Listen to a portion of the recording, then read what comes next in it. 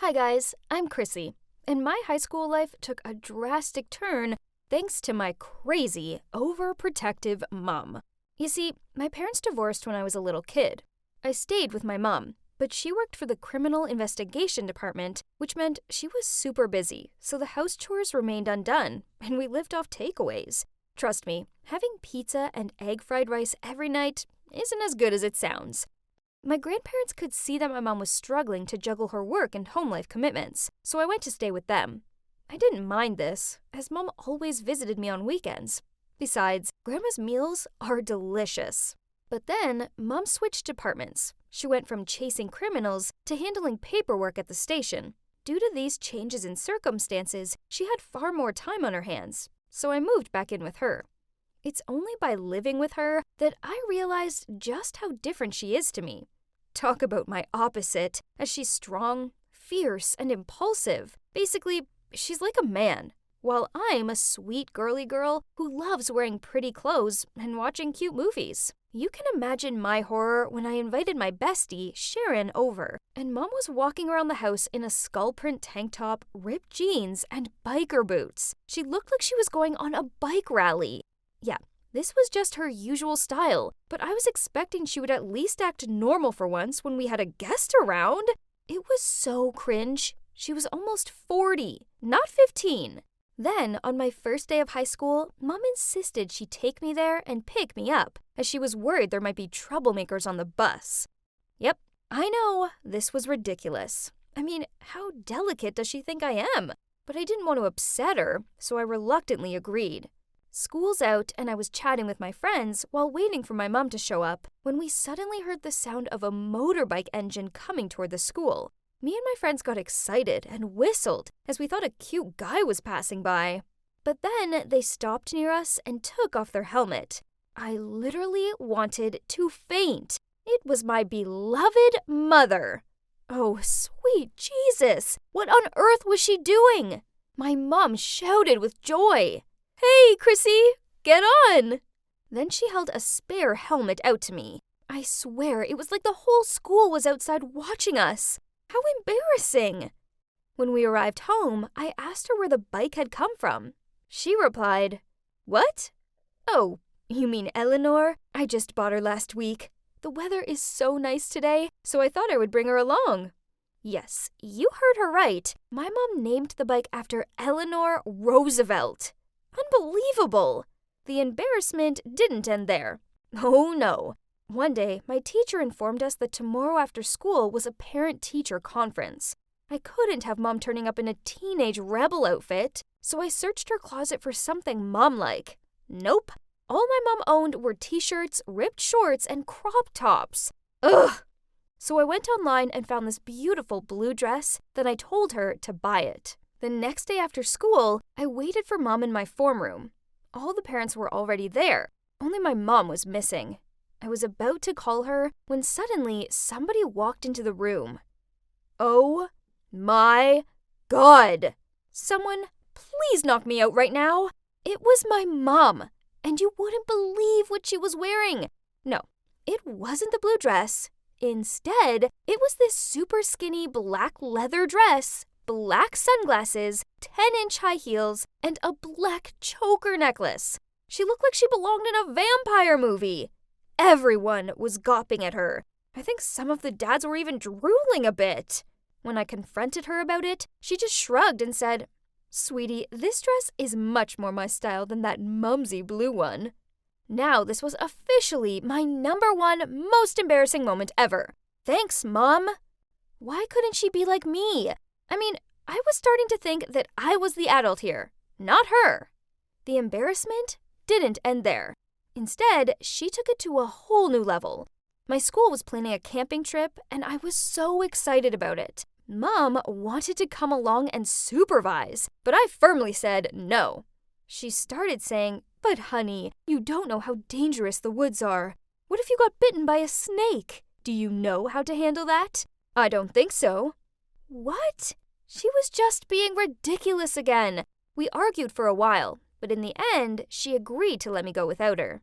The trip was so much fun, and some cute boys asked Sharon and me if we wanted to go for a swim in the lake. Of course, we said yes. I mean, look at them. They were so cute. Suddenly, I heard screaming. It was Sharon. She said someone was hiding in the bushes and watching us. That was so creepy. The cute boys said they'd go and check it out, but then this person jumped out of the bush and did a judo throw on them. Wait a minute. I know that move.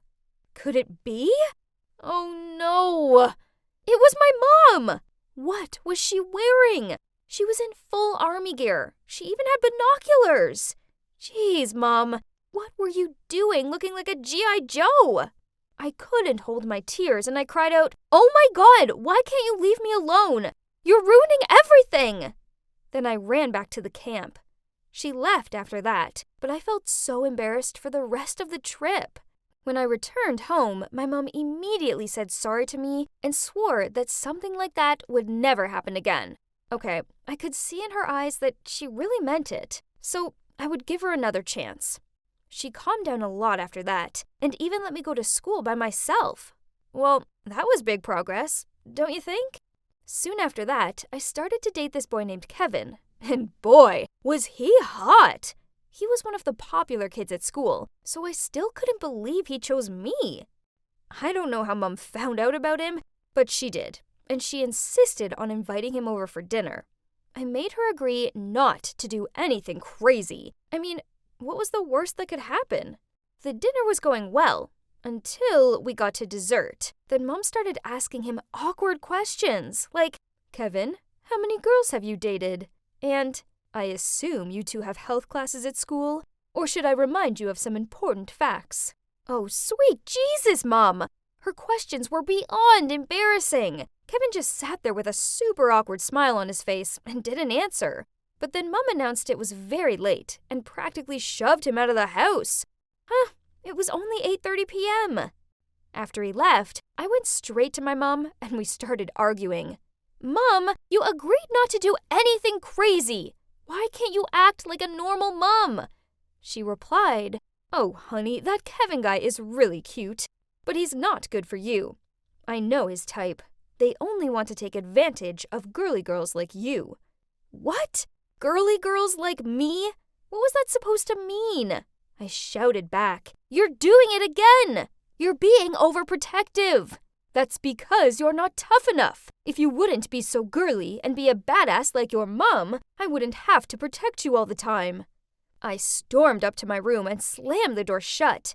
I was so going to prove to her that she was wrong about Kevin and that I didn't need her protection. Fortunately, Mom hadn't scared Kevin off. Phew! He told me that his parents were super embarrassing too. One evening, Kevin took me to this nice restaurant. There were candles, live music, and the food was delicious. It was so romantic. Then he touched my hand and leaned in closer. This was so exciting. I was about to have my first kiss. Suddenly, someone banged on the table nearby and ruined the moment. That's when I noticed they had a keychain on their bag that looked exactly like the one I'd made once at summer camp. I stood up and walked toward the table. A middle-aged lady with blonde hair and sunglasses was sitting there. I tried to look at her face, but it was like she was avoiding me. I took a closer look, and I couldn't believe it. I ripped the wig off her head, and yes, it was my beloved mother again! To be honest, I didn't want to argue with her anymore. Today was proof that she just couldn't change. So I just said in a calm voice, "I hate you, Mom. You're the worst mom ever." Then I grabbed Kevin's arm and ran out of there.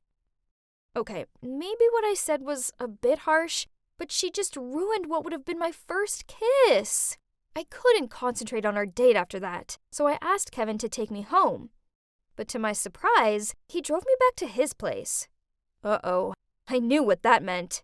But I wasn't ready for any of that yet, so I told him I'd get an Uber. Suddenly, he grabbed my arm and tried to drag me into his house. I couldn't believe this was actually happening. Mom was so right about him. I was freaking out. But then suddenly, I remembered something important that she'd taught me, so I used her signature judo move on him. It worked, as he laid on the ground and groaned out in pain. Ha! And that's when my mom arrived on her motorbike. As soon as I saw her, I ran over to her, hugged her tight, and cried like a baby in her arms. You must be wondering how my mom found me. Well, when Kevin came by to have dinner, she pickpocketed his phone and hacked it so she had access to all his messages and location. So after I dragged him out of the restaurant, he texted his friends saying he was trying to get in bed with me at all costs, which my mom saw, so she rushed to rescue me. Oh God, Mom, that was so not okay. But what could you expect from a criminal investigator? When we arrived home, we had a serious talk. To my surprise, she admitted that she was wrong about me. She saw now that I was able to take care of myself. That judo move I did on Kevin really impressed her. See? Girly girls can kick some butt too. So from that moment on, things between us improved lots. Turns out, my mom isn't so annoying after all. I realize now that she's pretty cool, and all the things she did were just to protect me. Okay, so maybe she took it to the extreme levels, but she did it with good intentions. Thanks to my mom, I feel stronger now. You know what they say, I'm a strong woman because a strong woman raised me. Although, one thing's for sure, I won't be borrowing her clothes anytime soon.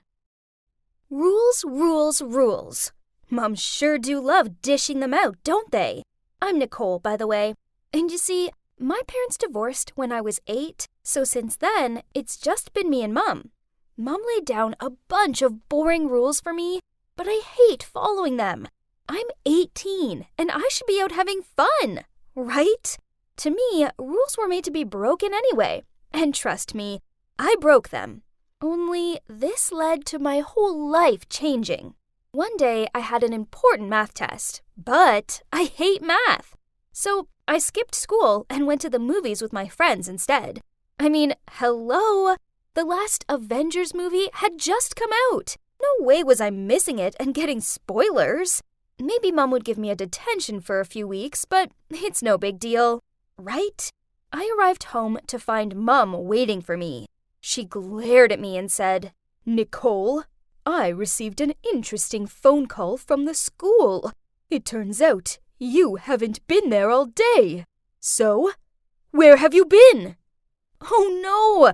Busted! I just shrugged and replied, "Out! It's those friends of yours, isn't it? They are a bad influence." I walked off to my room. "Nicole, come back here and talk!" She shouted after me, but I ignored her. Then she yelled out, "I can't stand you and your childish attitude anymore. You're going to live with your dad." What? She was kicking me out. Wow, I didn't expect her to do that. Whatever. I was sick of being moaned at all the time. Surely Dad would be far more understanding. I hadn't seen Dad all that much. In fact, the last time was, I think it was my 16th birthday. He was a busy man, as he's the principal at this snooty boys' school. And Mom wasn't kidding. She called him up, and that evening, he showed up and loaded my stuff into the trunk of his car. It felt super awkward. I had no idea what to say to him. Then, about an hour into the seriously tedious journey, he said, "I completed all the admission procedures for you, so you can start learning in my school tomorrow." What? It was an all-boys school, and I was a girl. Besides, no way was I studying somewhere where my dad was the principal. Panicked, I asked, "But, Dad, isn't it an all-boys school?" He said, "It used to be, but of late, we've let a few female students in." I can't go there. You're the principal. It'll be so embarrassing. No way. I'll go to another school or something. He gave me a strict look and said, "Mom told me all about your behavior in your old school, and it's unacceptable. So, you'll be learning at my school so I can keep an eye on you. This is not up for debate." OMG, I can't believe it. He was much stricter than Mom. So reluctantly, I muttered out, "Fine, but only if you promise not to tell anyone I'm your daughter." He nodded and said, "Okay, if that's what you want." The school was like something out of one of those weird movies. You know, where the characters think they're safe, but then start disappearing one by one. For starters, it was situated on a hill, miles from anything else. Inside, well, it was so masculine. Browns and grays, and I didn't see one picture in the entire building. The only female thing in the whole place was the girls' restroom. We had to share everything else with the boys. Talk about an inconvenience. The uniform was the same for boys and girls. An oversized shirt and baggy pants and these gross flat shoes. Yuck! During PE, girls were forced to do the same workout as the boys. Bench presses, push-ups, and playing soccer is not my idea of fun. Ugh! And there wasn't even a cheerleading squad. Then there were all these extra dumb rules for the girls, like only uniforms are allowed at school. No skirt, no dress, not even jeans. Do the top button of your shirt up. Tie your hair up into this ugly bun. No flirting with the boys. Yep, that was actually a rule. Can you believe this place? I didn't know whether this was a high school or a prison. I thought this was bad, but I soon realized this school had a major problem. Maybe it's because this school was originally boys only, but man, this place didn't appreciate girls at all.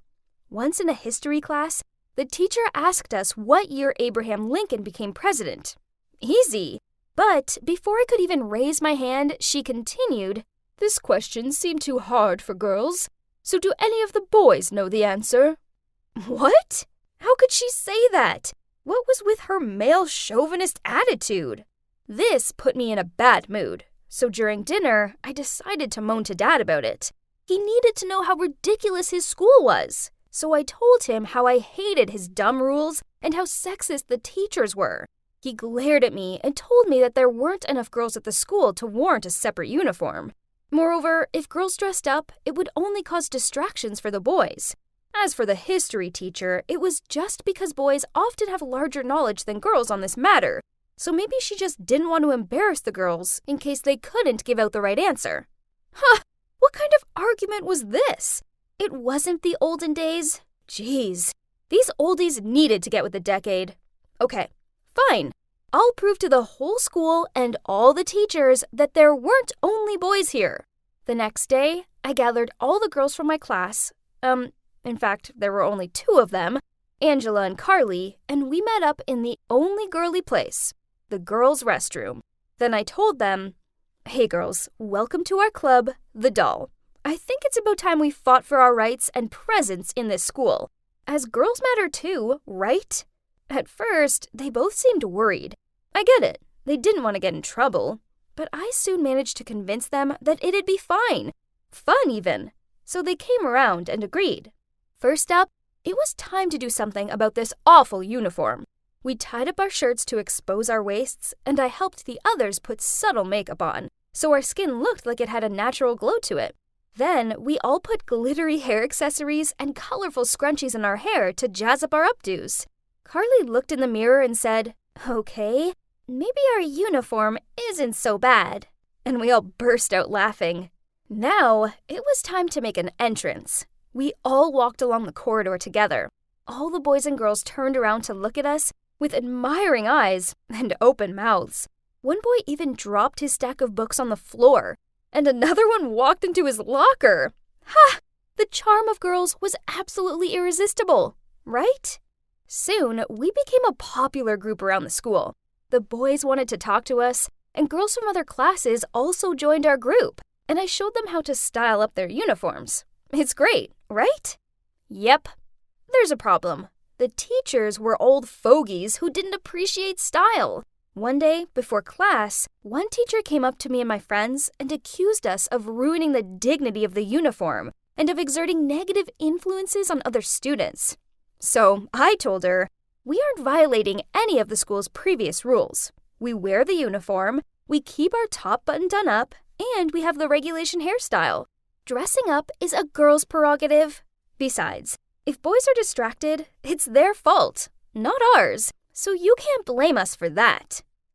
After that, I seemed to become a thorn in the side of all the teachers. In every subject, I would always be asked to answer the most difficult questions. And, of course, I didn't know the right answer. I mean, nobody knew it. and then they would give me a gloating look. Ugh, how childish they were. Another time, I was in the lunch queue, and when it was my turn, I chose barbecue chicken drumsticks, as they're my favorite. However, to my surprise, the canteen server said there was no chicken left, then put this weird oatmeal slop on my plate. Ew! I could see there were loads of chicken left, so why was she being so unreasonable? I skipped the gross slop, so as soon as I got home from school, I was so hungry. So I made myself a huge bowl of noodles. Dad saw me devouring the food, then smiled and asked, "Has causing trouble at school all day made you that hungry?" In between my mouthfuls of food, I told him what had happened with the teacher, and in the canteen. He just smiled and said it was because I was too stubborn. What kind of an excuse was that? I mean, when was starving students a good idea? The next morning, I drowsily walked into class and sat down at my desk. That's when I realized I'd forgotten my phone. Well, this totally sucked, so I moaned to Angela. These teachers make my life a misery, and now I don't even have my phone. Today's going to be a long one. Suddenly, someone knocked on my desk. I looked up and saw my dad, aka the principal, standing there in front of me. I was so surprised that before I could say anything, he said, "Hey, Cupcake, you left your phone at home. Oh, and I brought you breakfast, as you know how grumpy you get when you're hungry." Then he put my phone and a sandwich on my desk, stroked my hair, then left. What was he doing? Did he forget his promise? Needless to say, my classmates looked shocked. Angela stared at me and said, "Huh? The principal is your dad? Unbelievable! Why didn't you tell us?" I sat there open-mouthed. This was the most awkward thing ever. Thanks a lot, Dad. But little did I know, that was just the start of a new chapter of craziness. Things were about to get even worse. And oh boy, you wouldn't want to miss out on that. Hey, it's your girl Nicole back again. So my mom couldn't deal with my truancy anymore, so she packed me off to live with my dad. The problem is, he's the principal of a snooty school that barely has any female students, and he forced me to attend it. The school needed to get with the times and be more female inclusive. So I started a girls-only club called The Doll to get us noticed. It was all going well, but then Dad let the news slip that I was his daughter. By first break, everyone in school knew who I was. Soon, kids who'd never spoken to me before were offering to help me with my homework, and the teachers seemed nervous around me. I get it. Nobody wanted to be seen quarreling with the principal's daughter. Even the grumpy canteen woman completely changed too. Now, she even gave me double portions of chicken. It sounded good, right? Nope. Instead, it was kinda annoying. Then on top of all this, my friends started doing crazy stuff behind my back. They put lipstick kisses on random lockers, snuck into the faculty room and set up a doll's tea party, and then they did the biggest prank of all. Yep, they actually went into the gym hall and hung up garlands of panties, bras, and tampons alongside a massive banner saying, "Welcome to the girls' world." Wow, even I thought they'd gone too far with this one. My dad was fuming about it. I was terrified they'd get expelled. There were barely any girls in the school as it was, without me losing my only female classmates. But they ended up getting a week's worth of detentions and were made to stay behind after school and clean up the gym hall. Phew! The next day, my friends came up to me while I was at my locker, and Angela said, "Detention sucks, but that prank was so worth it. Just wait till you see what we've got planned next." She winked. "It's definitely going to be a washout." Carly chuckled. Enough was enough, so I told them to inform the rest of the doll to meet me in the gym after school. Okay, so I may have sneakily taken the gym's key out of my dad's pocket, but it was for the greater good. Now I had all of the doll together. I said what I needed to say. "Hey girls, look, I know this school favors boys, and it's understandable you want to be seen, but all these pranks are making us look bad. I know my dad, and the only way he's going to listen to us is if we do something that gets across our point in an honorable way. So I'm going to run in the next student council election." Before I'd even finished my sentence, Carly said, "But that position is only for the boys." So I replied, "I think it's time we change that. Don't you? So, who's with me?"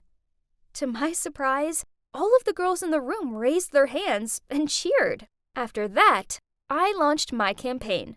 The 2 candidates with the highest number of votes would go through to the final round. At first, I didn't get much attention, but then this wasn't surprising, as I was the only girl competing. The other competitors took it super seriously. One boy handed out free t-shirts with his name on them, and another stuck leaflets on everyone's locker listing 10 reasons why he was the right person for the job. No way. I needed to come up with a plan. So I came up with a familiar but extremely effective strategy called Beauty Trap. Ha! No boy could escape it. One of my main focuses was that I wanted to put the buzz back in this school and make it inclusive for all. So I took that one step further, and me and my team dressed up as cute bees and handed out homemade black and yellow cupcakes. Then, whenever a boy spoke to us, we winked at them, handed them candy, and told them it was just for them because they were the cutest. And it worked. Of course! I made the final 2, and it came down to me against Brandon, this super smart guy. So now all I needed to do was work on my presentation, which I'd give in the schoolyard. How boring it was! So a bright idea crossed my mind. Why didn't we combine the finals with a prom night, where students could not only vote for the potential president, but also dress up and socialize? I told my team about my amazing idea, but to my surprise, they looked doubtful. "The teachers will never let that happen. They are so anti-parties, it hurts," Carly said. "You just leave this to me," I smirked. My dad may have been strict, but he was no match for me. So that night, after dinner, I told him my plan. At first, he was so surprised and didn't agree, as he said that we couldn't combine the election ceremony with a singing and dancing party, as it would take the dignity out of it. Ugh! My dad was stuck in the past. So I said, "But Dad, it'll be a good opportunity for all the students to hang out with each other. Me and my friends will decorate the hall, find a DJ, sort out the food and drink, and do everything else. I know you have your reservations, and I get that, but prom is an important event for us teenagers. We learn so much from them: how to dance, how to feel good about ourselves, how to mix with each other. Plus, we need this, and I promise I won't let anyone spike the punch. In fact, we won't even have punch." It took a lot more pleading and persuading, but eventually he sighed, then said, "Fine, you can have your prom, but don't let me regret it." I squealed in excitement, then rushed over and hugged him. He looked shocked, as thinking about it, this was the first time I'd hugged him in, well, years. I have to admit that it kind of felt good. I instantly messaged the group with my good news, and they replied with memes, love hearts, and dancing emojis. And the talk soon turned to what we were going to wear. See? Being friends with the daughter of the principal had many advantages, right? I'm not going to lie, organizing a prom was hard. But luckily for me, I have amazing friends who helped me all the way. Carly sorted out the decorations and found a DJ, and Angela was in charge of tickets. The night of the prom finally arrived, and wow, everyone scrubbed up well. The doll members gave a welcoming dance performance, then Brandon and I went up on stage to give our presentations. Brandon went first, and geez, he's Mr. Serious. But he is cute. He went on about improving the nutritional value of school meals, organizing more school trips for the chess, math, and sports clubs, and doing more to help the climate crisis, such as raising money, recycling, and producing solar energy to lower the school's carbon footprint. It sounded convincing, right? But it was a little bit boring. He was such a nerd, albeit a cute one, and I had to pretend to itch my nose so I could secretly yawn. I heard clapping. Oh no. That meant it was my turn, and I wasn't prepared. The prom had taken up my time and, what should I say? That's when I looked over at my dad, who was standing at the back of the room, and I saw him nod at me. So, I took center stage and decided to let my heart do the talking.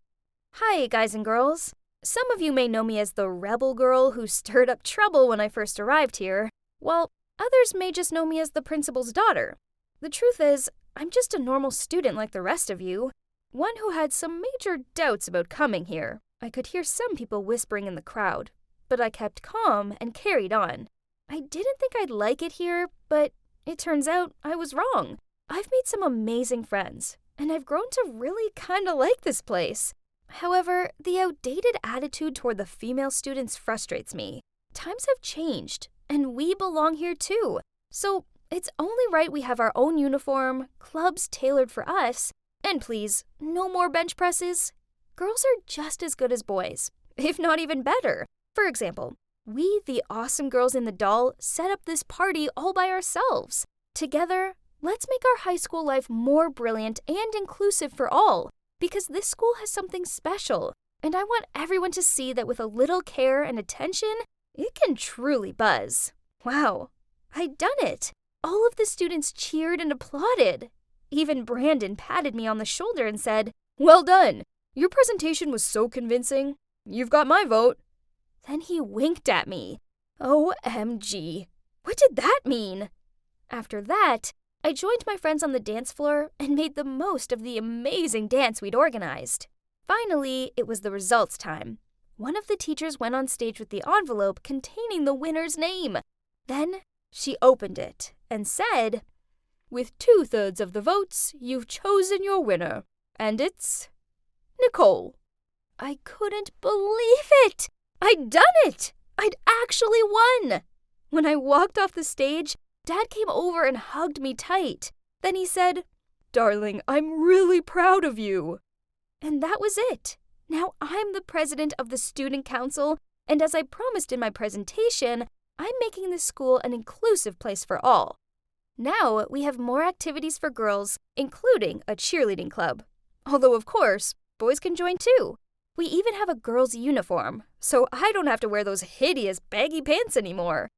Now, everyone seems happier here, including me. Mom heard about my change in attitude and invited me to come back home.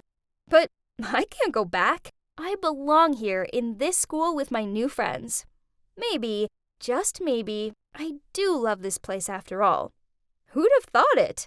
It's crazy, huh? Oh, my sweet little Jake. I'm glad you're back. I missed you so much. These were the first few words I heard from my mom after a seriously long sleep. But why couldn't I move my body? Oh my God, was I paralyzed? A doctor appeared and told me everything. Oh, Jesus. I'd been in a coma for 5 months. Yeah, you heard me right. Not 5 days, not 5 weeks, but 5 freaking months. The good news was that I wasn't paralyzed. I just needed some therapy to strengthen my muscles. So you're probably wondering how I ended up in a coma. Me too, so I asked my mom. "Sweetie, you had your headphones on and you were singing along to some tune. You were so loud I could hear you outside while I was gardening. So I waved at you to quiet down, but you tripped over your sneakers, fell out the window, and knocked your head on the flower pot." What? That was so dumb. Why couldn't it have been something cool like I took on a mugger or tackled a shark or something, huh? Anyway, therapy became the norm for me. But where were my dad, my girlfriend Jenny, and my best friend Ben? None of them visited me, not even once. And they were all ignoring my calls and messages. I asked Mom about it, and she told me Dad was on a business trip. Ben had moved towns, and I'd already broken up with Jenny before the coma. Huh? We'd broken up? That couldn't be. I didn't remember us breaking up. In fact, the last thing I do remember was sending her a cheesy meme of a cat and telling her she was perfect. Boy, this sucked. Finally, I was discharged from the hospital. My first stop was Jenny's house. I pounded on the door, and eventually she stuck her head out and said, "Jake? You're awake?" "Yeah, exactly, I'm awake." I asked her why we'd split up, and she shook her head and told me we hadn't. The only reason she hadn't answered my calls was that she thought it was a joke. Then she told me to go home, as she was busy at the moment, and then she closed the door on me. Weird. But at least we hadn't broken up. Maybe she was nervous. Oh, and she wanted to do her hair and makeup to look pretty in my eyes. Well, that must be it. It made total sense now. Girls are weird sometimes. So I had school tomorrow, but I knew I needed to catch up on the happenings of the world first. So I went online and did some research. What? Pass me the tissues as I was about to cry. My favorite TV show, Supernatural, was over. For real this time. Oh my God. After 15 years, how could they? Oh wow, there was more. Trump wasn't the president anymore. And what's with all this dancing on TikTok? It all gave me a headache, so I went to bed. The next morning at school, I walked into class, and everyone rushed over to me and hugged me and high-fived me. Well, except for Ben. Geez, talk about a lousy friend. But hang on, wasn't he meant to move towns? So having my charm, good looks, sporting talents, and the hottest girlfriend in the school made me a super popular guy. No wonder everyone seemed so delighted to see me. It was good to be back. But then my teacher arrived, glared at me, and told me I was in the wrong class. I'd been pushed back to junior year because I'd missed too much school. What? I couldn't graduate with my classmates? Bummer. I sat down with these juniors and oh God. It looked like Dwayne "The Rock" Johnson was sitting in a kindergarten class. They all looked like little kids in comparison to me. I've never been so relieved for lunch break in all my life. I hurried to the canteen and saw Jenny, so I hugged her from behind. Huh? Why did she have a balloon under her shirt? I stared at her belly in shock. Yup, my girl was pregnant. She burst into tears and started apologizing. The room started to spin, and before I knew it, I'd fainted. I woke up in the hospital. Again. I was seriously getting sick of this place. The doctor said I should take it easy and avoid stress at any cost. Oh well, I just found out my girlfriend was pregnant after I woke up from a freaking coma. Tell me, how am I supposed to not be stressed now? After that, Mom took me home. Dad was there. It was so good to see him. I hugged him, but he gave me this awkward look and told me he was only there to pick up some things. Huh? Where was he going now? And that's when my parents told me the shocking news. They were divorced. What? I mean, I knew they argued sometimes, but this was absurd. Something must have happened while I was in a coma. And what's with my dad's attitude? He barely looked at me. This was weird. It felt like I'd woken up from my coma in a parallel universe or something. Little did I know that it was about to get a lot crazier. The next day at school, I saw Ben's car pull up in front of the entrance. Then he opened the passenger door and helped Jenny get out. Oh, hell no! Now everything was clear. I ran toward them and did a Mortal Kombat punch right in Ben's nose. Damn, it felt good. But it did land us both in detention. I had to sit in a room with that jerk for an entire hour. I couldn't hold it in anymore and needed to confront him. He just shrugged and replied, "We thought you were never going to wake up again. Jenny was devastated, so I took care of her for you." Was he serious? He took care of her by getting her pregnant? Great job, buddy. There was no way I was ever talking to him again, and I was kicking him out of the basketball team. Oh yeah, I forgot to mention that I'm the captain. The next day I strolled into practice and shouted, "Yo, your captain's back, and he will lead this team to victory." I expected cheers, but nope, they all stayed quiet and stared down at their feet. Then the coach came over and told me I was off the team for a whole 6 months, doctor's orders. And guess who the new captain was? Yeah. No other than my amigo, Ben. Let me get this straight. I was in a coma, so my best pal Ben over here stole not only my girl, but also my position as captain? Wow. Someone put me back in my coma, please, thanks, because this life sucks. No wonder my mom told me he'd moved away. I wish he had. I was so mad and I needed to talk to somebody, so I went to my dad's house. I was about to knock on the door when I heard voices between my dad and a woman coming from inside the house. I sneaked over to the window and started to film them on my phone. But wait a minute, this wasn't some random chick. It was Jenny. "We can't hide this from Jake forever." "Nonsense, he'll never find out unless you tell him, so keep up the act. Here's the money for this month, now go." Oh my God, I couldn't believe it. Okay, let me put all the pieces together. My dad had an affair with Jenny and the baby was his. So my mom found out and divorced him. Then she lied to protect me. But Dad didn't want the baby, so Jenny tricked Ben into believing it was his. Now everything makes sense. Luckily, I had the footage of his traitorous antics. So it was time to threaten him with it. After all, being a local politician, the last thing he would want was for this to get out. I set up a fake email and attached the video with the message, "I know your dirty secret and I'm going to make you pay." He immediately replied that he would pay me $10,000 for the footage. I told him to meet me in the park at midnight to discuss it. I also sent the video to Jenny and told her that unless she wanted this to go viral, she had to go to the park. I got there early and spent a couple hours hiding in a bush while I waited for them. They looked surprised when they saw each other, but nothing prepared them for me hobbling out of the bush. Ouch, leg cramp, and saying, "Well, what do we have here? My dearest father and my loving girlfriend having a baby together." I took my phone out and continued. "How could you do this to me and Mom? I thought it's only right the world get to see this and learn what you're really like." My dad begged me to stop, but I was so mad that I was about to upload it from my phone when Jenny suddenly shouted, "Will you just tell him the truth already?" Oh God, there was more? My dad sighed and began to tell me everything. Brace yourselves, it's more dramatic than a soap opera. My parents didn't divorce because of Jenny. They had issues for a while but only stayed together for me. So without me around, they split for good. But Dad wasn't having an affair. The baby wasn't his, and it wasn't Ben's either. Nope, it was mine. But Dad knew his son becoming a dad at such a young age would look bad for his career. So he was paying Jenny to fool Ben into thinking it was his baby. Oh my God, these people were mad. This was too much to deal with, so I ran out of there. I locked myself away in my room and tried to figure it all out. The coma had been bad. But the worst part of it all was that the people I cared about most in the world betrayed and lied to me. The next day, Jenny came to my house and asked if we could get back together. Of course I agreed. Ha! Just kidding. My actual answer was, hell no, not in a million years. I mean, come on, let's do the math, shall we? First, she left me for money, and second, she had an affair with my best friend. We were over for good, but I will continue to support her and always be there for our kid. Ben tried talking to me a few times, but I don't want to hear anything he has to say. There's no way I'm ever being friends with that lying jerk ever again. I'm still annoyed that Mom lied to me, but I guess I don't blame her. She did it with the best intentions. And she just wanted to protect me. Besides, when the going got tough, she was the only one who stayed by my side.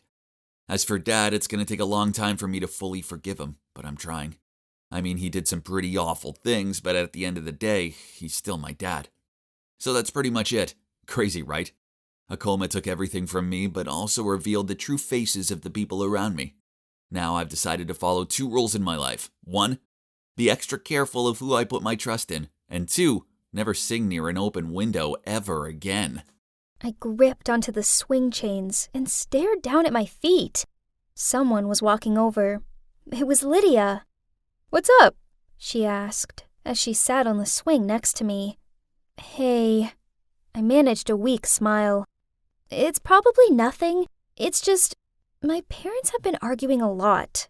Then this morning, Mom smelled some unfamiliar perfume on Dad's shirt and accused him of cheating. Is he really having an affair?" Lydia rubbed my shoulder. "No way! Your dad probably just got caught in a spray mist cloud at the department store or something. You shouldn't jump to conclusions that quickly. Your dad loves your mom. Anyone can see that, so don't worry." I mumbled a yeah in agreement. My name's Cora, and as corny as it sounds, before this incident, I had been pretty satisfied with my life. I'm attending a renowned university. I get along really well with my parents, and despite being an only child, I've never felt lonely, as I have my best friend, Lydia, for company. She's more of a sister to me. Regardless of the problem, I just needed to drop her a message, then we'll meet at our spot, which is the swings at the park. Yep, I had it all, and I thought nothing would ever change that. It turns out that I was wrong. So it all began with my dad. He was acting oddly. He often looked at his phone, then smiled to himself. And then he'd take his phone into the bathroom and not come out for ages. This didn't go unnoticed by Mom, but when she asked him about it, he just shrugged and said that he had some problems with his digestion. Then, while Mom was doing the laundry, she smelt an unfamiliar perfume on his shirt. She marched over to him, threw the shirt at his head, and demanded that he explain himself. Dad denied it and said it was probably just his work colleague's perfume, and that she was overreacting. That's why I arranged to meet Lydia at our spot. And as usual, she was so sweet and supportive. Lydia was right. Maybe I had thought too much. I came home and caught Mom crying in the kitchen. She looked at me with puffy eyes and said, "Something isn't right. I just know it. He doesn't look at me like he used to."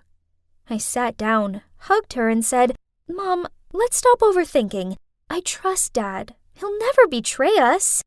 I stayed to comfort her for a while, then eventually she calmed down.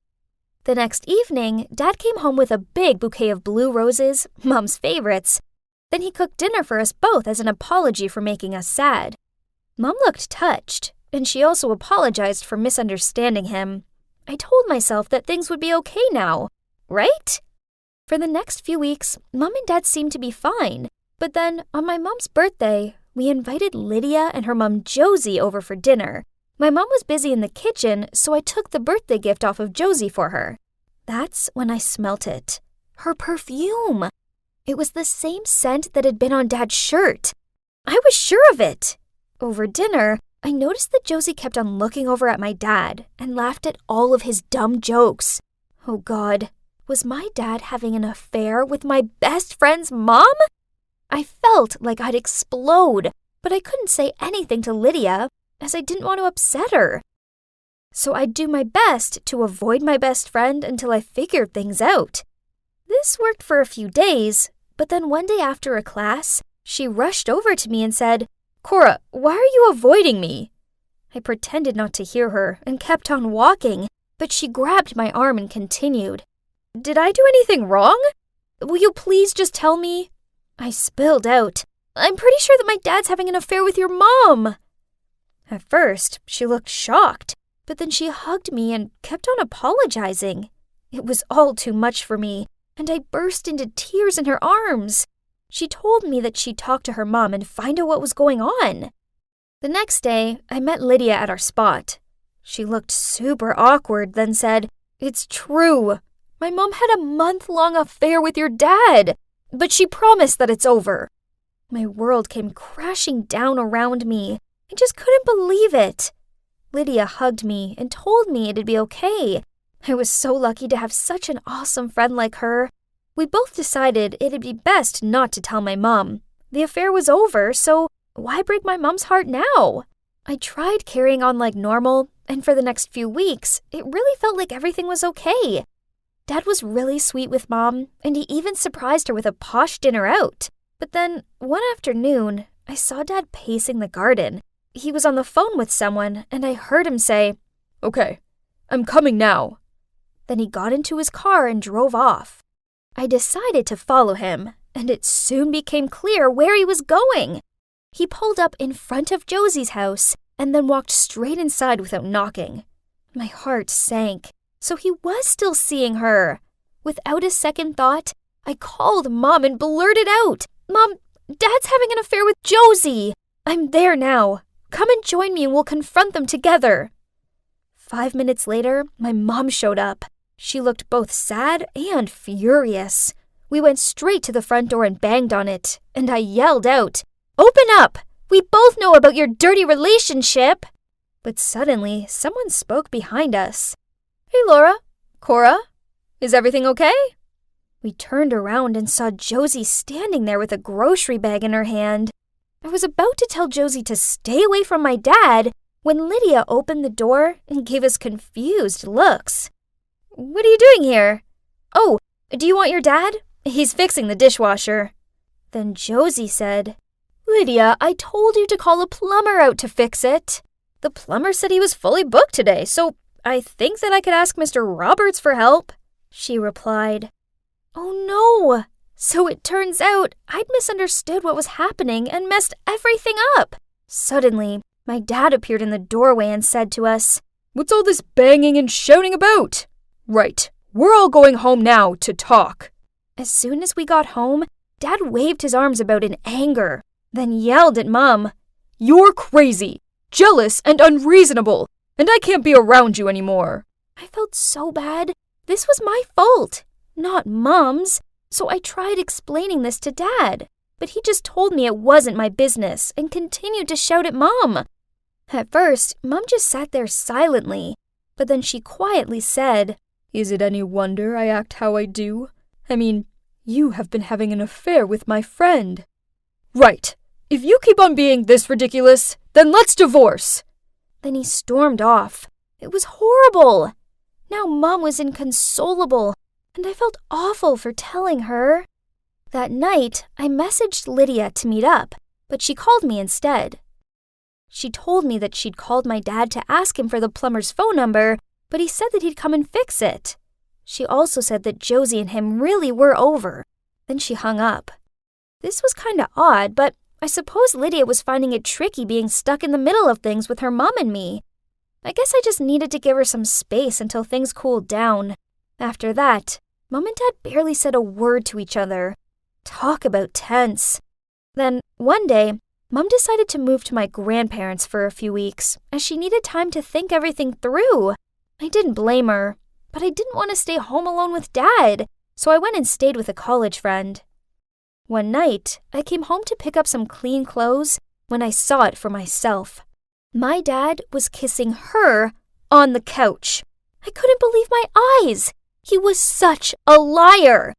So I coughed to clear my voice, then said, "Oh, so it's over, is it?"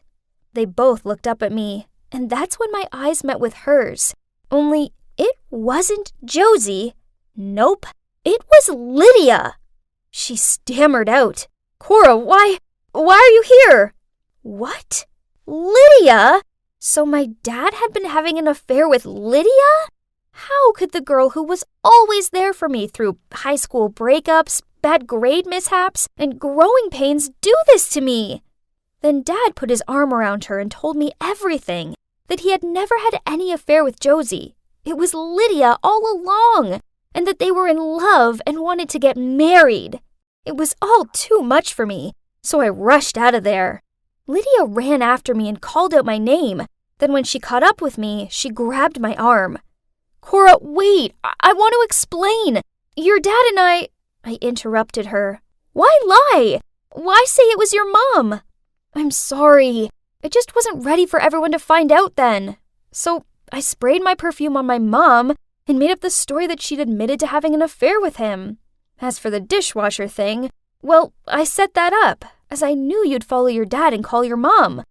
I feel bad, but your mom needs to know. He doesn't love her. He loves me." I jerked my hand away and shouted, "You're such a liar! You don't deserve to be my friend, and you can't have him! He's with my mom!" Suddenly, she changed her attitude, smirked at me, and said, "Cora, let's accept the truth. Your dad is bored of your mom. Actually, I'll be your stepmother soon, my little daughter." Then she left. I had jello legs, and I was so overwhelmed that it made me feel dizzy, so I sat on the curb and tried to calm myself down.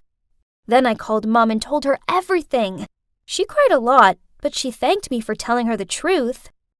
After that, Mom came home and told Dad she wanted a divorce. Then she demanded that he move out. This was 6 months ago, and it's been hard, but Mom and I are getting there. I haven't spoke to Dad or Lydia since, although I've heard that they're living together. I know I can't avoid them forever, but I just don't know if I'll ever be able to forgive them. For now, I'm staying strong for Mom and helping her through this. Then maybe one day in the future, if they contact me, I'll be ready to meet them, and maybe, eventually, find it in myself to let them back into my life. "Hey you! Quit standing there and come clean my locker already! You're destined to be a maid, just like your mom!" Suddenly, a whole group of kids erupted into laughter, and I just froze. I glanced back, wondering how they knew my secret, but then I realized they were mocking some other girl. Phew, what a relief! This new school seemed intense, and when I walked into the classroom, 3 of my new classmates wouldn't stop staring at me, but I just ignored them. But at lunch, one of them came over to me and said, "I guess your family is super rich, right?" I didn't know what to say, so I just replied with, No, they're kinda normal. Why?" Then he raised his voice. "How dare you try to sit here then? This is our table. Move!" I immediately got up and ran to an empty seat on the corner table. That's when some kid told me that the 3 rich kids were Brent, Sophia, and Jasmine. He told me that the best way to stay out of trouble was to avoid them at all costs, because their parents basically funded the whole school. and so everyone had to respect them. But I couldn't avoid them, because the very next day, Sophia came running up to me and said, "Why do you keep your family a secret? Come on, spill!" I freaked out. Why did she suddenly ask me that? But then Jasmine appeared and said, "Girl, that bag you wore yesterday is totally sold out. How did you get your hands on one?" Oh, right. They were probably talking about my Insta post from yesterday. And so I said, "Oh, my dad bought it for me in Paris." Sophia's eyes went wide and she said, "OMG, your dad is so cool. Why are you wearing it today?" Shoot, they were going to catch me out. I had to think fast. My parents don't want me to show it off, so they said I can't bring it to school. Sophia and Jasmine burst out laughing and said my family sounded cool but weird. If only they knew the truth. The bag wasn't even mine. It was just from a modeling job I did to make some extra pocket money. In fact, my parents were super poor. My mom worked as a maid, and my dad was a security guard. Obviously, I couldn't afford fancy designer bags, but the rich kids didn't need to know that, right? At lunch, I saw them walking towards my table, and Brent said, "What do your parents do?" "Just tell us. We won't tell anyone." I told them my dad was the CEO of a big fashion company, and my mom worked at the Ministry of Foreign Affairs. I wasn't proud of my lie, but the alternative was being treated like the girl I saw on my first day at this school, and I didn't want that at all. They all looked amazed, and Jasmine said, "That makes sense why you're so pretty and smart." Then Brent jumped in and said, "But then why are you a scholarship kid, I just smiled and kept quiet. I couldn't think of a good lie and didn't want to take this any further. I thought they would leave me alone after that, but they kept approaching me and even started to ask me to join them at their rich kids' table. I couldn't say no, but when they asked me to hang out on weekends, I made up excuses. Not because I didn't want to join, but because there was no way on earth I could afford it. I didn't even dare to ask my parents, as they were working so hard to save up for my college tuition.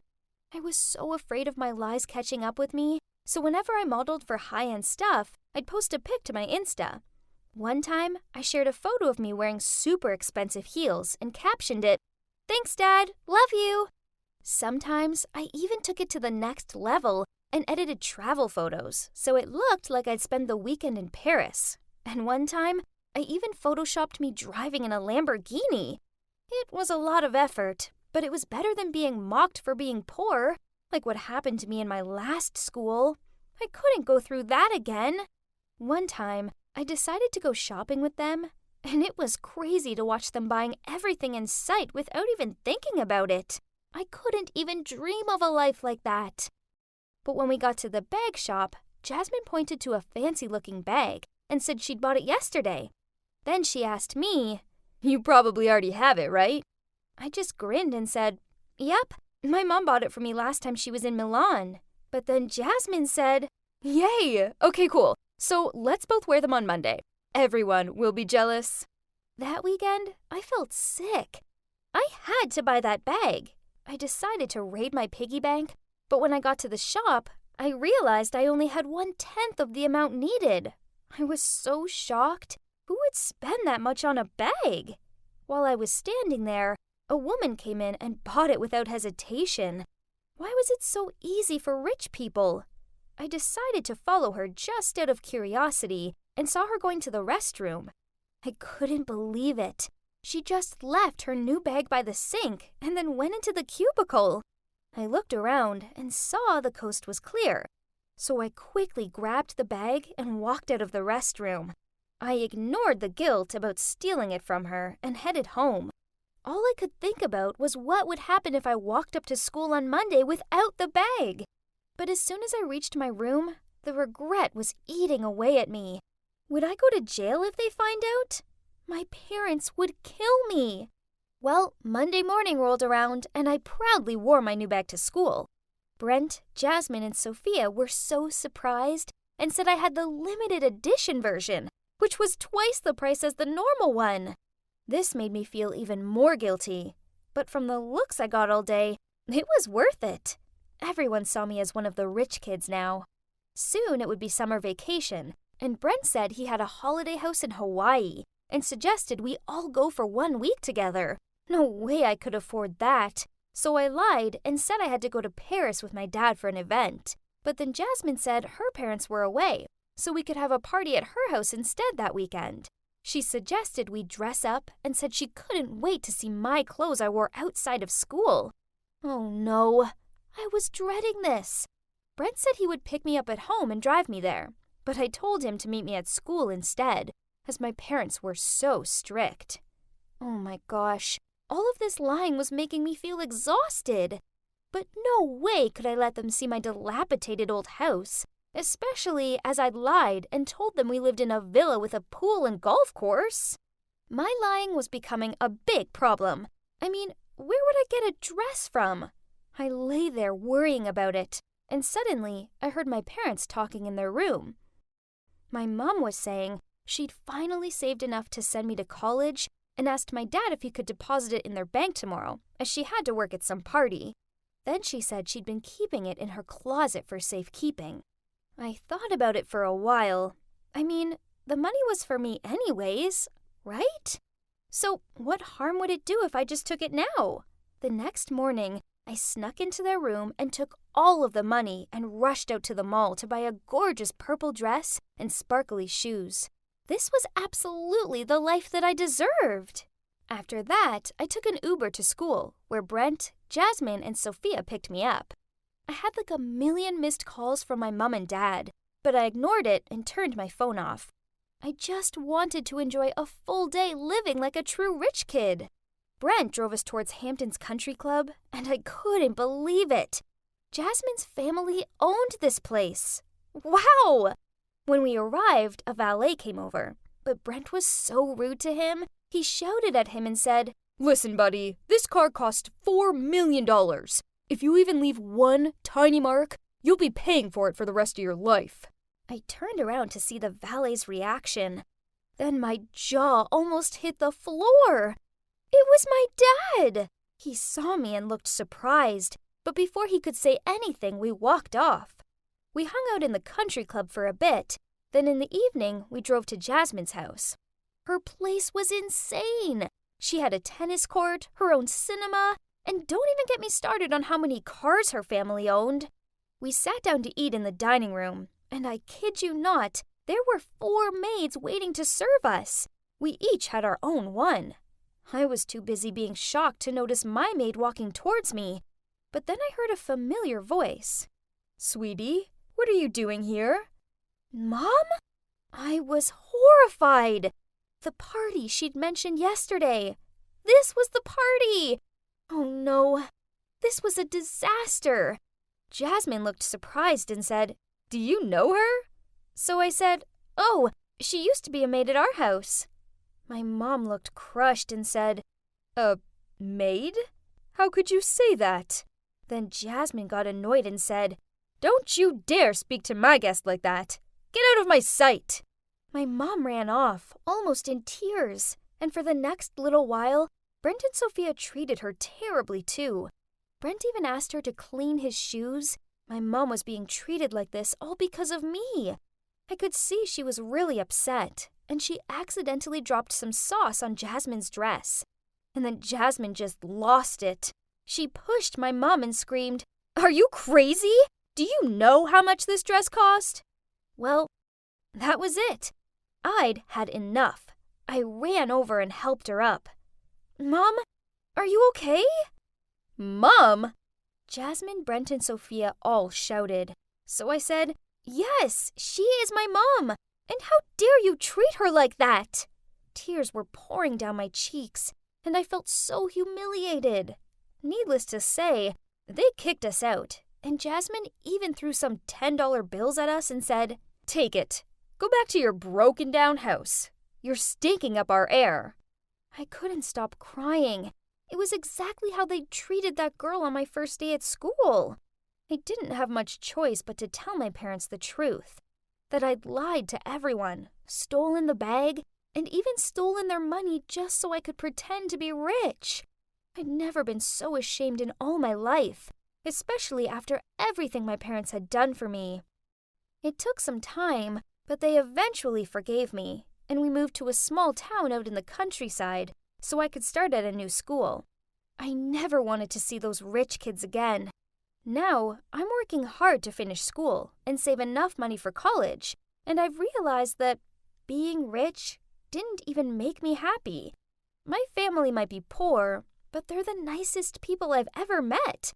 And you can't buy that in any designer shop.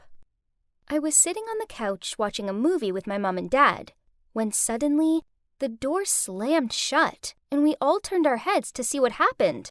Yep, that's my big sister Taylor making an entrance. She slumped down on the couch and banged her feet on the coffee table. Then, as she scrolled through her phone, she looked up at us and huffed out, why are you all gawping at me like I'm an animal in a zoo? Am I not welcome here? Flustered, my mom immediately replied, No, sweetie, we're all delighted to have you home. Then she turned to me. Anne, darling, go and get your sister a drink. I jumped up to my feet and did as Mom asked. I know what you're thinking. Why is everyone letting Taylor get away with her Little Miss Rude routine? You see, after a huge argument with Mom, she left home at 18 and didn't come back for 7 whole years. Mom seemed so pleased to have her back, so I decided to ignore Taylor's attitude and just go along with it. That afternoon, Mom asked me to go to the grocery store with her so we could buy Taylor her favorite foods, as well as a welcome back gesture. Then we spent ages preparing this delicious meal. I excitedly rushed up to Taylor's room and knocked on the door. Taylor, dinner's ready! She shouted back. Go away! But it's hamburgers, and we got a special dessert, I replied. Poof! I hate hamburgers, and there's no way I'm eating some sugar-laden dessert. I went downstairs and told Mom that she wasn't coming. Mom shrugged and tried to act like it was no big deal, but I could see the sadness in her eyes. Dad tried reassuring her by saying, She probably just needs time to settle in. Yeah, she's probably just tired, I added. Mom forced out a smile and thanked us both. Then she prepared a plate of food and asked me to bring it to Taylor. I knocked on her door and told her the food was outside. She shouted back at me. Take it away! I don't want it! I left it outside of her room, but later on when Mom went up to bed, she saw the untouched plate of food still there. She picked it up and she took it downstairs and made out like it was no big deal. She wasn't fooling me. I could tell that she was biting on her gum to stop the tears. When I was little, I idolized my feisty, beautiful older sister. I loved how she wore clashing colors, the cool ways in which she styled her hair, and her carefree nature. The problem was that she didn't seem to like me. All she ever did was call me a brat, slam her bedroom door in my face, and tell me to stay away from her. 7 years on, and I thought things would be different. She wasn't a teenager anymore. She was an adult. But nope, it seemed clear that Taylor hated me even more than ever. I don't know why. Didn't she view me as a proper sister because we had different dads? You see, my dad isn't her dad, as her dad left when she was a little girl. Then Mom met my dad and had me. I don't know. I just couldn't figure out why she still disliked me so much. As the weeks went on, Taylor didn't seem to settle in at all. Instead, her behavior worsened. She played loud music until the early hours of the morning. She covered the house in her clothes, plates, cups, etc. She was the messiest person ever, and never cleaned up after herself. One time, I came downstairs to see her sitting at the dinner table, munching on the sandwiches I'd made for school. Then, when I politely told her this, she snorted and said, They're gross anyway, so I'm doing you a favor. Then she took Mom's car without asking her, and that meant she had to get the bus to work and ended up late. When Mom talked to her about it, Taylor just smirked, threw the keys at her, said, You're out of gas, then walked off. Mom tried to keep calm and distracted herself by tidying up. So I tried hugging her, but she shrugged me off and told me to go away. It felt like Taylor could get away with everything, while I was the one getting snapped at for nothing. Still, Taylor must have been through a lot, right? Maybe she just needed some time to reconnect with Mom again.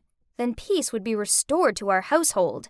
Just when I thought things couldn't get any worse, they did.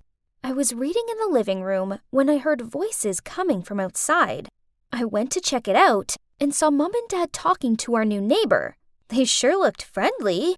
Then Taylor appeared and grinning said, "Making friends with the neighbor, are you, Mom?"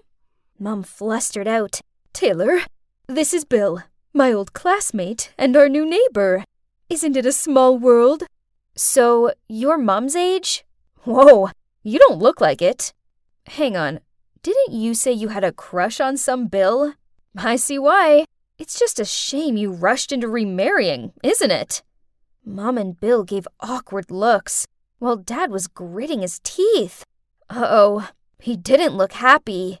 "Lovely to see you, Bill," Mom muttered out before she pulled Dad and Taylor inside. Behind closed doors, she frowned at Taylor, but she just shrugged and left. This must have been playing on Dad's mind, as that evening I overheard him question Mom. "Why did you never mention this Bill before?" "Honey, it was just a slight crush when I was a teenager. You know how it is." "Yeah, sure." Dad scratched his head. Now I was stuck in the middle of all this tension, and it was all down to Taylor stirring the pot again. Then a couple of days later, Dad came home from work and immediately started freaking out. "The bank called. Apparently I spent an obscene amount of money in a watch store. Was it you?" Mom shook her head. I didn't know anything either. Then Taylor piped in. "Speaking of buying stuff, we do need to get something for Bill's birthday. I mean, he did invite all of us, so it'd be rude not to." Uh-oh. I know Mom hadn't got round to telling Dad that Bill had invited the whole family to his party yet. Dad gave Mom a skeptical look and snarled, "Oh, I see. You used my money to buy your high school sweetheart an expensive watch? Listen to yourself! You're being ridiculous! I'm not going to stand around and listen to you accuse me like this." Then Mom stormed off. I really wanted to tell them how this morning I'd seen Taylor lingering in their room, looking suspicious. But how could I bring this up when the atmosphere was so intense? I decided I needed to confront the source of the problem, Taylor. When it was just the two of us, I said to her, "I know it was you. I saw you snooping around Mom's stuff." She just shrugged and replied, "Little Anne, seems you're smarter than you look." "Yeah, I did it. So what?" "Why are you being so cruel? Mom and Dad might split up because of you." To my shock, she grinned and she said, "Well, that is my plan. Why should you get to play happy families when I'm stuck here without my dad?" What? How could she be so selfish? I couldn't hold back my frustration anymore. How can you do this to Mom? I won't let you get away with this. Is that so? And what exactly is a quiet mouse like you gonna do about it? Then she shoved past me and walked off. I know I needed to tell Mom, but this meant breaking her heart. I was going to do it. I just needed to find a gentle way of telling her that her beloved daughter got a buzz out of ruining her life. But then, before I had a chance to figure this out, something terrible happened. The next day, I arrived home from school to find Mom and Dad in the kitchen. Dad had his arms folded and a stern look on his face, and Mom was in tears as she sadly peered down at some papers on the table in front of her. Divorce forms. What happened? Anne, you have to believe me. I didn't cheat on your father. Then Dad interrupted her. Stop lying. I can see it with my own eyes. Then he slammed a stack of photos onto the table. In the photos, Mom was kissing Bill in a cafe. Huh? This didn't make any sense. I don't understand. I didn't meet Bill yesterday. I met my friend Sandra. But Dad just got even more furious. Then he pulled his suitcase towards the door. Stop lying. I can see what happened clear as day. I can't trust you anymore. Then he left. Mom cried harder after that. I didn't know what to say or react. I wanted to believe Mom, but those photos told me differently. Suddenly, the door opened and Taylor strolled in, looked at Mom crying her heart out, and gave a delighted smirk, then went upstairs. That's right, Taylor! She must have something to do with this. So I kept an eye on her. As I passed her room, I heard her on the phone. And without a second thought, I went to find Mom and dragged her upstairs. Anyway, I owe you this time, dude. Yeah, those photos did the job. Yeah, thanks. Your Photoshop skills are brilliant. They look so real. My mom froze. A second later, she pushed the door open. Then Mom looked at Taylor and mouthed the word, "Why?" Taylor burst out laughing, shrugged, then replied, "It's payback for loving her." She pointed at me. "More than you love me. I want you all to suffer for living happily together. Why does she have you both, while I have nothing?" Furious, Mom slapped Taylor across the face and shouted out, "I'm ashamed of you, and I want you to leave right now." Taylor clutched her face and snarled back, "With pleasure. I hate it here anyway." Then she stormed out of the room, slamming the door behind her. I hugged Mom, and we both started crying. My happy family had been destroyed, and all because my sister was jealous and thought Mom loved me more. It was all so crazy. Then, later that evening, Mom received a call from the hospital. Mom's face dropped when she told me that Taylor had been in a car crash. We rushed to the hospital, and the doctor told us Taylor needed emergency surgery. But as she'd lost lots of blood, she needed a blood donation. The problem is that she had a rare blood type, but luckily, Mom had the same. So without any hesitation, Mom told the doctor to take as much blood as Taylor needed just to save her. After the blood donation, Mom didn't recover as fast as expected. Instead, she turned weak and needed medical care. So now, Taylor was in the surgery room, and Mom was in the intensive care unit. This was terrifying. What if I lost them both? I called Dad and spilled out everything that had happened to him, and he immediately rushed to the hospital. The wait was agonizing, but when the doctor came and told me they were both going to be okay, and I could go and see Taylor, I cried with happiness. Seeing her lying there bruised and afraid, I saw a vulnerable side to her that I hadn't seen before. So I took her hand and told her what Mom did for her. She looked embarrassed and turned away from me and muttered out how sorry she was for everything. After that, I visited them both every day. Dad came to the hospital too to check they were okay, but he waited outside of Mom's room as he knew she was still mad at him. Finally, Mom came home. Then a week later, Taylor was also discharged. We went to pick her up, and even though Mom and her didn't talk, I could feel the warmth between them.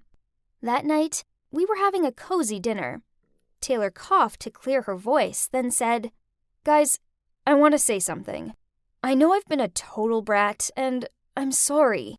Mom, I thought you didn't love me because I was a reminder of your previous life, and I was ruining your new, happy family vibes. But now I realize how sacred the mother-daughter bond is. You never left me out. I left myself out. And Anne, I'm sorry I haven't been the big sis I should have been for you. I was jealous of you, but I was wrong to be that way. I hope you can both forgive me." Dad also apologized to Mom for misunderstanding her. We were all blubbering, and then we all hugged each other. We didn't need to say anything. Our actions were enough. We were family, and we loved each other. Families aren't always straightforward, but family is family, through the good times and the bad. And they're always worth fighting for, regardless of how out-of-this-world annoying they can be at times. Trust me, I know all about it. "Scott, I said it's over. You're just too immature for me." He gave me a quizzing look, then said, "Huh? What? Babe, we're great together." I rolled my eyes. I just figured I don't need to be with someone with such a childish mentality. I need someone mature and— Whatever, Linda. Find me when you change your mind, he grunted. Then he put his earphones in and walked off. Well, at 15, I needed a guy with a certain maturity, not some loser who still found fart jokes funny. Please. My friends, Patty and Louise, agreed with me. I'm far too popular, pretty, and confident to date just anyone. Anyway, as luck should happen, I was walking along the school corridor when I saw this lost-looking but amazingly handsome guy. Flicking out my hair, I approached him with my friendliest voice. Hey, are you okay? Flustered, he replied, Yes, which way is it to the principal's office? I'm going that way anyway, so I'll show you. This was a blatant lie, as my class was in the other direction, but he didn't know that. Later that day, I walked into physics class with Lewis and stopped dead. Standing at the front of the class was that handsome guy. It turns out he was the substitute teacher, and written on the board behind him was the name Mr. Hulton. My first name is Colin, by the way, he smiled. I whispered to Lewis, Seems like science class has heated up. Then I walked over to my seat. There's no way I could concentrate on the density of materials, not with the hottest teacher ever sharing the same airspace as me. I needed to find a way to get to know him and show him that I wasn't like the other girls my age. Instead, I was far more mature and self-assured than them. So, at the end of class, I walked over and asked him if he'd go over a few things with me. He gladly agreed, so I got to sit down next to him and daydreamed in the scent of his musky cologne. Physics class became my favorite. With my head in my hands, I watched him address the class. He saw me looking at him a few times, but he always quickly looked away. It's okay. I got it. He was just trying to look professional. Then, one time he asked the question, According to Einstein, is light a partial or a wave? I stuck my hand in the air and grinned. He looked a little flustered. Linda? I puckered my lips and looked straight at him. That shirt color really suits you, sir. It brings out your eyes. Some of the other kids in class laughed, and he awkwardly fiddled with his collar. So cute! Then he coughed and said, Linda, do you know the answer? Oh, what was the question again? I stared dreamily at him. Honestly, I couldn't remember anything afterwards but his charmingly severe look. Then one afternoon, Colin asked me to stay behind after class. Result, he must have fallen for this Linda's irresistible charms. Didn't he? I shyly stood before him, and in a serious tone he said, Linda, is everything okay with you? You seem off lately. No, sorry, it's awful. I glumly looked down at my feet and took a few seconds to continue. My family is so poor, and my home life is just horrible. I only have nice things because my friends lend me stuff. His gaze softened. I pretended to dab at my fake tears. Please, don't tell anyone. I couldn't cope with the shame. It's enough just having you to talk to. I smiled at him. Yeah, sure. He looked at me gently and said, Anytime. Oh my. His eyes were so big and blue and, I could drown in them. He obviously liked me too. He just couldn't do anything about it yet, as he was nervous. With him being my teacher and all. But soon he'd realize that me and him were so meant to be. Like Ariana Grande and Dalton Gomez. I continued to stay behind after classes so I could talk to Colin about my make-believe terrible home life. He always listened and told me it'd be okay. He was so sweet and sensitive. Then one time, I left Colin's classroom to find Scott there, waiting for me. Ugh. I told him to go away and started walking, but he followed me. So what? You're into old men now? What? I glared at him. Yeah, I'm not stupid. I know you like Mr. Hulton. You need to snap out of that dreamland and see he's on a different level to you. Angered by this, I looked him square in the eye and snidely replied, No, Scott, you're the one on a different level to me. About 50 levels down, to be precise. I gave the thumbs down sign. He looked wounded as he turned his back to me and started walking off. He had it coming. I walked outside to see Scott lingering around, talking to Patty and Lewis. They didn't see me, so I overheard Scott say, "She can't see how tragic she's being." You know her. She's so stubborn. Of course, Mr. Halton doesn't like her in that way. Ahem. I faked a cough, and they all turned to look at me. I put my hand on my hip and stared them down. Look, I'm sorry, Linda. We're just worried about you. Yeah, this fantasy of yours will hurt you. Ugh, what did they know? I rolled my eyes. For your information, Colin and I are really dating. In fact, he's taking me out tonight, so I can't hang out. I walked off the other way, knowing full well that the looks on their face would be priceless. I know Colin wasn't actually my boyfriend, yet, but I knew it would happen soon. It was written in the stars. The next day, as I walked into school, I noticed some of the other kids whispering to each other and pointing at me. Okay, weird. Maybe it was my new dress or something. I bought it because it was an exact colored match to Colin's eyes. But things got weirder in physics class, because as soon as Colin walked in, everybody started giggling. Colin looked confused and said, "Okay, what's so funny?" Then this girl, Sally, shyly muttered out, "Sir, we heard you have a new girlfriend." He raised an eyebrow. "Yes, that's correct. How do you know?" He gave a nervous laugh. "Actually, this shirt is a gift from her." I felt the entire class's eyes turn to me. Well, except for Colin's. I tried to keep my cool, but inside I was fuming. How dare some other woman steal my man and force him to wear that hideous shirt? I knew I needed to keep up the lie, so after class I walked over to Lewis and Patty and said, "How cute does Colin look in that shirt?" They both frowned at me. Then Patty replied, "So you really are dating him?" "Yep," I gave a nod. "Right." She gave a skeptical look. They all needed to realize that Colin and I were the real deal. So I bought a box of candy and cut out a heart-shaped tag saying, "Love you, honey," with my candy floss scented gel pen.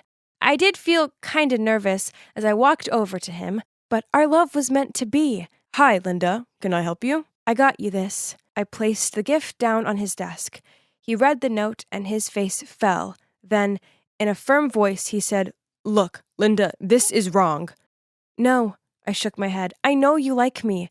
"Linda, please, you're my student. You're just a child." "No, we're meant to be together." "You love me." "I know you do." "I don't," he said sternly. "Now please leave." He rejected me? This had to be down to his new girlfriend. She was obviously poisoning his mind, as there was no way he couldn't like me. I wasn't leaving the room until he admitted he loved me too. So, crying, I sat down on the floor and folded my arms. Right at that moment, Patty and Louise rushed into the room and helped me up. Then they stared daggers at Colin as they led me out into the corridor. Turned out they'd followed me and observed through the window. How embarrassing. Thinking quick, I blubbered out, "He's such a jerk. I devoted all of myself to him, but he's bored of me now, so he dumped me." Just like that. My friends comforted me as they told me he wouldn't get away with it. There's no way I could face Colin again just yet. So, I feigned being sick and stayed home. Only when I returned to school, he wasn't there. Then, the principal called me to their office. I walked in to see both my parents sitting there with devastated looks on their faces. Oh no. What was going on? "Sweetie, we're sorry for not protecting you more." Mom looked over at me with glassy eyes. Then the principal said, "Mr. Halton has been fired, and the police are investigating him. Rest assured, nothing like this will happen again." Huh? Colin had been fired? Why? Then the reality hit me. It was because they thought he'd been having a relationship with me. I muttered out, "No, you've got it all wrong. Nothing happened." "Linda, I know this is difficult, but he's a bad man." It didn't matter what I said. They remained convinced that I was so manipulated by Colin that I'd say anything to clear his name. Straight after the meeting, I found Patty and Louise, and they confessed that they hated seeing me so upset, so they'd told the principal about me and Colin. I took a deep breath, then I blurted out, "But I made it up! All of it!" Of course, they were super angry with me for lying, but after bearing their tantrums for some 30 minutes, they agreed to help me clear his name. So, they went to the cop station with me, and we told them everything. It worked, as Colin had his name cleared, but unsurprisingly, he never came back to teach at my school. The three of us were suspended from school, and my parents grounded me for a month. Patty and Luis are still my friends, but I can see they don't trust me anymore. Anytime I tell them anything, they give each other these, yeah, right looks. I feel so guilty for everything I did. It was never meant to go that far, but I now realize that my childish behavior almost cost a good man his future. I wish I could apologize to Colin in person, but I know I'll never get a chance to. Please be careful with your words, as they could ruin someone's career, life, everything. If, like me, you adore your teacher, then please just respect them, be nice, and let them be.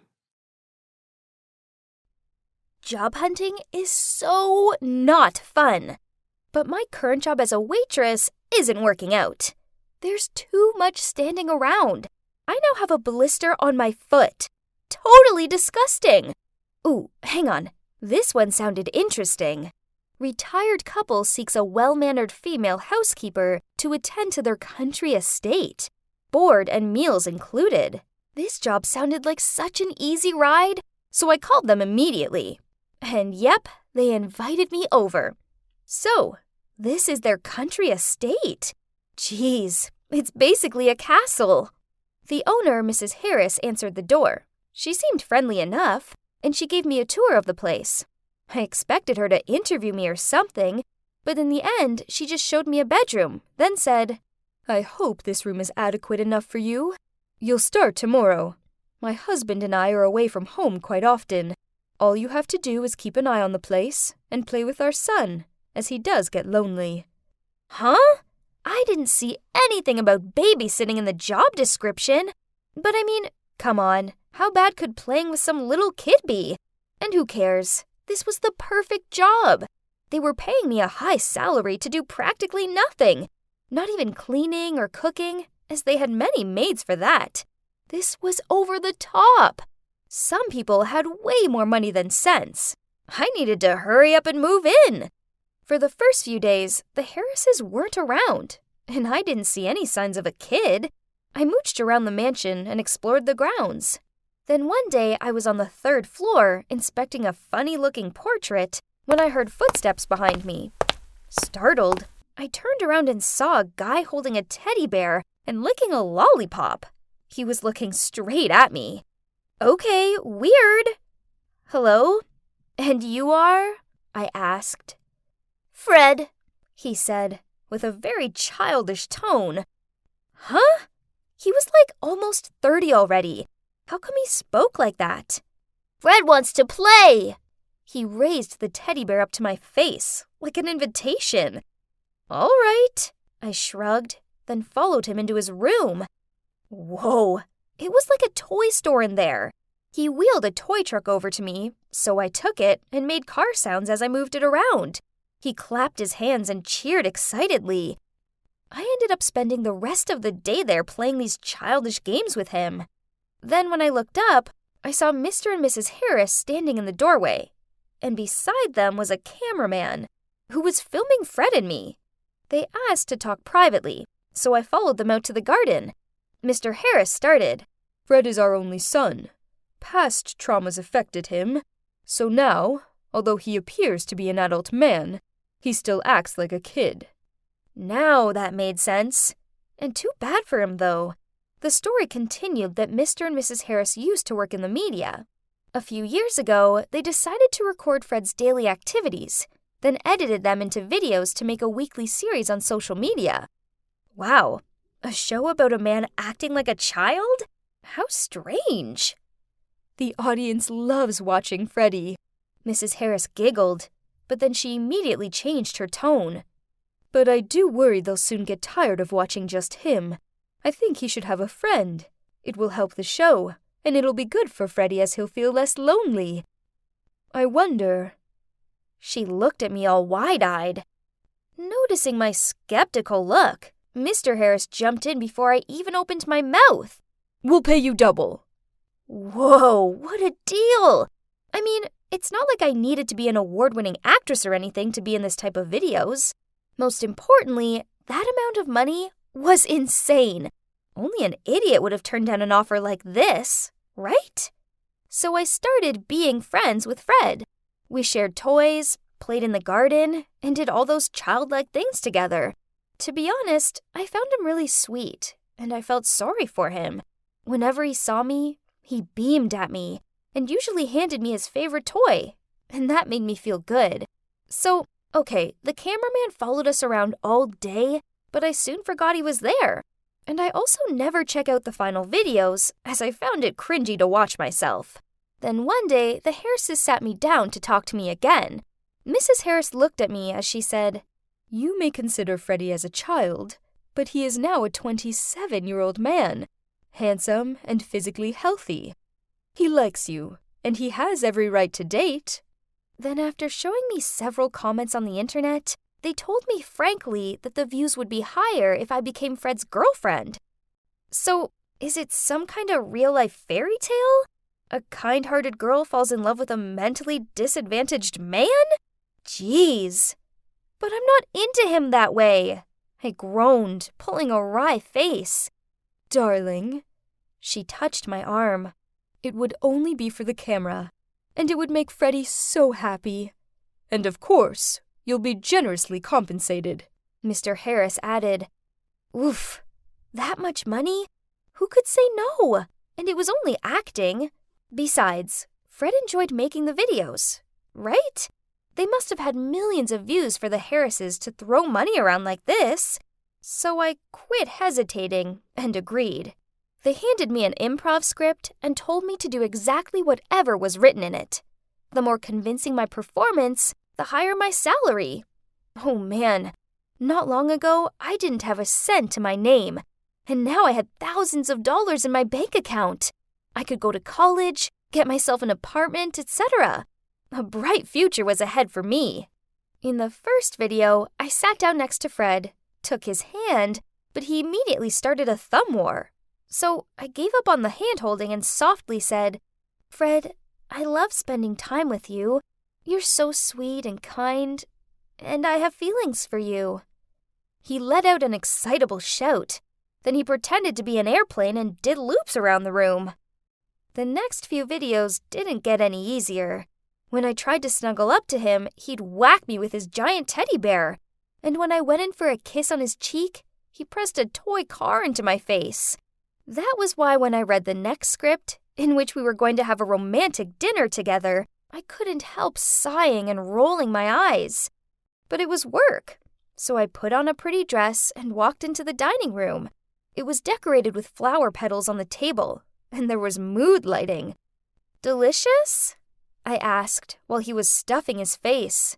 He nodded, threw down the silverware, and clapped his hands. "Fred cooks for Lynn eats." Fred chewed as he spoke, spitting food all over. Man, this was so hilarious, I couldn't help laughing. Then he walked over to me and hugged me tightly. Oh my God, he got food stains all over my dress. I looked straight into his eyes and thought, yeah, I did like him as a cute little brother. Poor guy. If only he wasn't so unfortunate. Suddenly, I felt his hands tightening around my waist. Stunned, I pushed him back and feigned interest in my food. A huge amount of money was transferred into my account that month, but I didn't feel so youthful anymore. So I started going off script and doing things that I thought were good for Fred. I used his toys to teach him math skills. I read him good books, and I showed him how to make cupcakes. One evening, when I was walking back to my room, Mr. Harris blocked my path and, scowling at me, said, "What the hell are you playing at? Did you even read this week's script?" I tried pushing past him, but he grabbed my arm.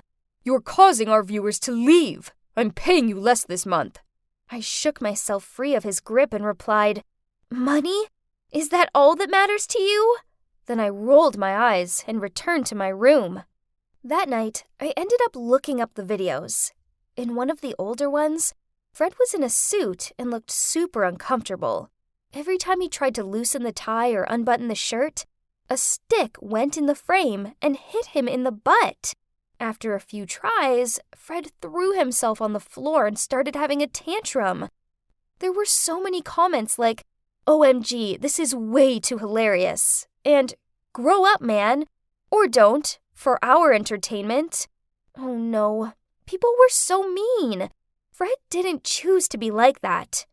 The Harrises were using their own son to get rich by making fun of him. Poor Fred. I had to stop this. I packed my bag, stormed into the room where the Harrises were watching TV, and said, I like Fred and still want to be his friend, but I'm not going to be part of this freak show anymore. I quit. And if you care about Fred at all, I suggest you do the same. I expected them to beg me to stay or something, but Mrs. Harris just snarked. All right then. If you want to quit, just leave. Why bother making a fuss about all this? Girls like you won't be hard to replace anyway. How ruthless were they? I was fueled with anger. So I left their dumb mansion immediately and didn't look back. And guess who is cooking in my kitchen while I'm telling you this crazy story? Yep, it's Fred. A few weeks after I left, I answered the doorbell to find Fred standing there. Crazier still, he was acting completely normal. Turns out the Harrises were neglectful of Fred, so he was raised by an old butler, like Bruce and Alfred. When Fred was 15, his parents ended up jobless and in debt. Fred told me, I wanted their attention so badly, so I started acting like I was still a little kid. But then his cute, silly actions meant his parents came up with their crazy video idea. They lied about Fred's age, since he does look a bit older, then made him solo act Dumb and Dumber on camera for years. At first, I thought this would be a good way to help my parents overcome their financial difficulties. But I soon grew tired of pretending, and they had more than enough money. So I told them to stop, but they refused. Then he told me that the night I left, he got into a heated argument with his parents and told them he wasn't doing the show ever again. I don't know anyone else and have feelings for no one else but you, he confessed. And whoa, turns out he's only 19. So I let him stay with me and, well, we started dating. Like real romantic dates and a real romantic grown-up relationship. I still have a lot of money in my account, and Fred took all the money he deserved from his parents, then moved in with me. I'm starting college next month, and I can't wait. Meanwhile, Fred has found an online course and is waiting for the results from the new part-time job. Also online. Well, he's gotta hide for quite a while, since his face is all over the internet. But our future together is really wide open this time. Now, excuse me, we have a dinner date to enjoy. This is a real-life fairy tale, baby.